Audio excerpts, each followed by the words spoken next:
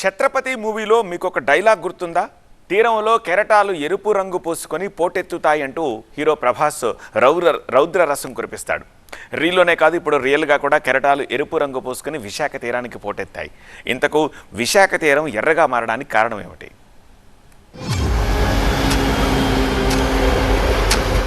వైజాగ్ సముద్రం ఎరుపెక్కింది. RK beach లో ఎగసి పడుతున్న అలలు ఎరుపు రంగులోకి మారాయి.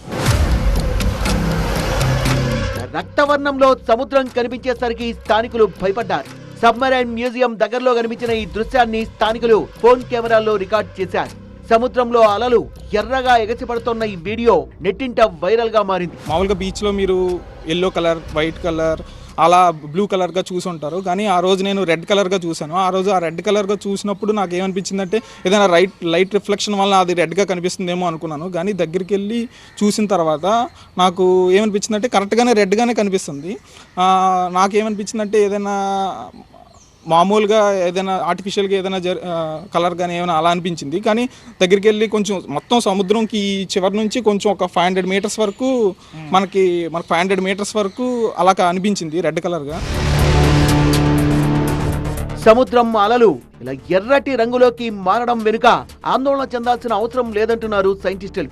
సముద్ర ప్రవాహాల్లోని సూక్ష్మ ప్లాంక్టన్ కారణంగా ఇలా రంగు మారినట్టుగా కనిపిస్తుందని చెప్తున్నారు. సముద్రంలోంచి వచ్చే అలలు తమతో పాటు డైనో ప్లాక్లెట్లు, ఇతర ఆల్గే వంటి సూక్ష్మ ప్లాంక్టన్లను ఒడ్డుకు తీసుకొస్తాయని, అవి చనిపోయి కుళ్ళిపోవడం మొదలైనప్పుడు అవి విడుదల చేసే ఎర్రటి లిక్విడ్ సేంద్రియ శిథిలాలు అలల ద్వారా ఒడ్డుకొస్తాయని, అందుకే నీటికి ఇలా ఎర్రటి రంగు వస్తుందంటున్నారు సైంటిస్టులు. రెడ్ టైడ్ ఫినామినా అంటామండి దీన్ని జనరల్ గా. Dinoflagellates, they are more species అని 3 రకాల స్పీసీస్ ఉన్నాయి. ఒకటి నాక్టిలియోకా, ఇంకోటి ఏమో జిమ్నోడియం బ్రివిస్, అలెగ్జాండ్రియా స్పీసీస్. ఈ 3 స్పీసీస్లో కంబైన్డ్గా వస్తే బయోలుమినిసెన్స్ ఎగ్జిబిట్ చేస్తాయి. దానివల్ల కూడా వచ్చింది ఈ మధ్య కాలంలో. రెడ్ టైడ్ ఏర్పడినప్పుడు సముద్రంలో డిజాల్వ్డ్ ఆక్సిజన్ స్థాయి వేగంగా తగ్గుతుంది. ఆల్గీ భారీగా పెరగడం వల్ల నీటిలోని ఆక్సిజన్ ఎక్కువగా వినియోగించబడుతుంది. ఫలితంగా చేపలు, రొయ్యలు వంటి జీవులకు శ్వాస తీసుకోవడం కష్టమవుతుంది. ఇది ముఖ్యంగా తీర ప్రాంతాల్లో తీవ్ర ప్రభావాన్ని చూపుతుంది. ఆక్సిజన్ తక్కువగా ఉండడంతో చిన్న చేపలు, లార్వా, ప్లాంక్టన్ పై ఆధారపడే జాతులు ఎక్కువగా చనిపోతాయి. కొన్ని సందర్భాల్లో నీటిపై చేపలు తేలుతూ కనిపించడం కూడా చూస్తుంటాం. ఇది వ్యాధి వల్ల కాదు, పూర్తిగా ఆక్సిజన్ లోపం వల్లే జరుగుతుందని సైంటిస్టులు చెప్తున్నారు. రెడ్ టైడ్ సాధారణంగా విషపూరితం కాదు.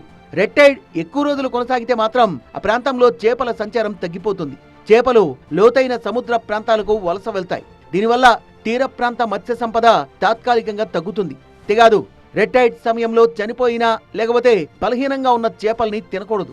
రెడ్ టైడ్ సాధారణంగా కొద్ది రోజుల నుంచి 2 వారాల్లోపే తగ్గిపోతుంది. సముద్ర ప్రవాహాలు మారడం, గాలుల దిశ మారడం వల్ల ఆల్గీ స్వయంగా తగ్గిపోతుంది. పరిస్థితి సాధారణ స్థితికి వచ్చిన తర్వాత మత్స్య సంపద మళ్లీ పుంజుకుంటుంది.